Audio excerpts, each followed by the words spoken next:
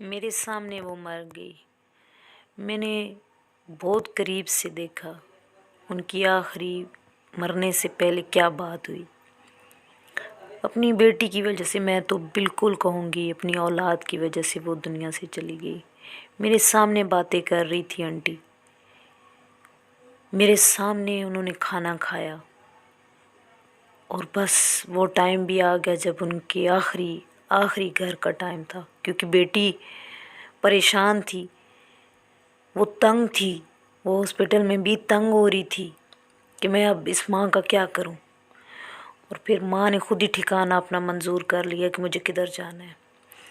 अस्सलाम वालेकुम, कैसे हैं आप सब लोग? उम्मीद करती हूँ बिल्कुल ठीक ठाक होंगे।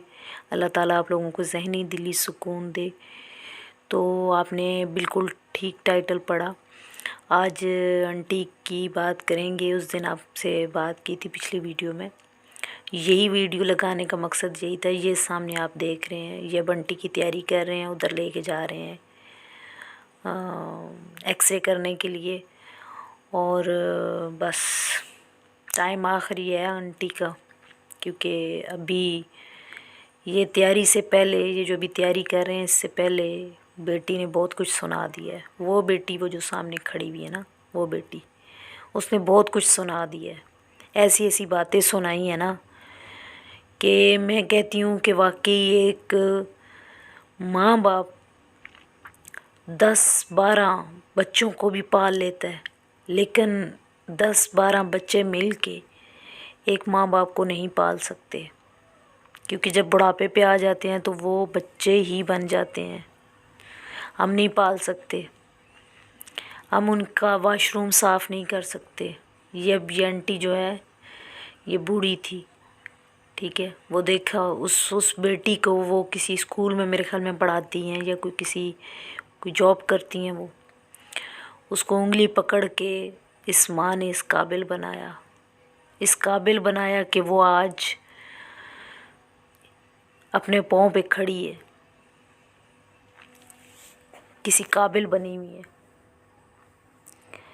लेकिन उस बेटी ने माँ के साथ वो बातें की। जब ऑपरेशन, देखें ऑपरेशन हो गया, आज मेरे ऑपरेशन हुए, मेरा 26 दिसंबर को मेरा ऑपरेशन हुआ और आज मैं वीडियो अपलोड कर रही हूँ। आज क्या डेट है मेरे ज़हन में भी नहीं है, आज क्या डेट है। आज है मेरे ख्याल में 14 तारीख है, 14 जैन है। तो अभी भी मुझे तकलीफ़ है, शदीद तकलीफ़ है। आवाज़ आप मेरी सुन रहे हैं कि मेरी आवाज़ नहीं निकल रही है सही, और दुआ करें कि मेरी आवाज़ बहुत जल्दी ठीक हो जाए। और ऑपरेशन हो के आया तो दूसरा ऑपरेशन होना था आंटी का, तो कोई पीछे कमर की हड्डी का अभी कुछ होना था ऑपरेशन। अब एक्सरे के लिए लेके जा रहे थे, तो उससे पहले आपको पता है खाना पीना बंद कर देते हैं। वो ऑपरेशन इनका सक्सेस हो गया था। दूसरा अब होना था कुछ, पेट के पीछे कोई हड्डी थी जिसका होना था। तो बेटी जो है ना, वो नाखुश थी, खर्चा हो रहा था, नाखुश थी, माँ को डांट रही थी, ठीक है। और माँ, मैंने आपको पिछली वीडियो में बताया है कि ऐसे देख रही थी ना, सिर्फ सुन रही थी बातें। बेटी की इतनी ताने भरी बातें सिर्फ सुन रही थी खामोशी से, एक लफ्ज़ नहीं बोला कि ऐसे क्यों बोल रही हो, या उसके मुंह में निवाला नहीं डाला। वो बातें उस माँ के दिल में ऐसी लगी ना कि उसने बोला कि मेरी बेटी तो तंग है, मुझे कभी कह रही है हॉस्टल में दाखिल करवाती हूँ। मतलब वो तंग है कि मैं क्या करूँ आपका। यकीन माने, दिल ऐसे ना छलनी होता है, मौत को बड़े करीब से देखे। तो वाकई मेरा रब फिर जो है ना, अपने बंदे के ऊपर वज़न से ज़्यादा नहीं डालता बोझ। लिखी भी तो थी लौ कलम से, उसकी इतनी ही लिखी हुई थी, लेकिन ऐसी बातें मारी ना बेटी ने कि मैं अभी आपका क्या करूँगी, मैं किधर आपको लेके जाऊँगी, ठीक है। तो फिर माँ ने बोला कि चल फिर तुझे मैं, वाकई माँ माँ होती है ना, माँ बाप अपनी औलाद को कभी भी परेशानी में नहीं डालता। अब उस माँ को भी पता चल गया था कि मेरी बेटी है, परेशान हो गई है, चलो यार अगला ठिकाना करते हैं। तो अगला ठिकाना कर लिया उस माँ ने। बस रात को मेरे सामने वो बुला रही हैं। नर्स थी जो रात का स्टाफ था, वो मुझे इतनी नर्स अच्छी भी नहीं लगती थी। हर कहते ना 5 उंगलियां बराबर नहीं होती। बहुत अच्छा स्टाफ है, इतना अच्छा है कि जितनी तारीफ़ करो ना कम है। तो जो रात की शिफ्ट में थी, शाइस्ता नाम था उसका, तो बुला रही है ना। अच्छा दिन में इनको इनका सर वॉश करवाया है, बहुत अच्छे बेड पे ही ना, तो सारा सिस्टम था, वॉश करवाया, फिर इनको टॉवल बाथ दिया और बड़े अच्छे तरीके से ना प्यार से इनके कपड़े चेंज आंटी के करवाए। और बड़ी खुश थी। अपनी किसी बहन से बात कर रही थी फ़ोन पे, तो उनको भी बता रही थी कि बहुत मेरा ख्याल रखते हैं। अपनी औलाद से ज़्यादा स्टाफ से खुश थी।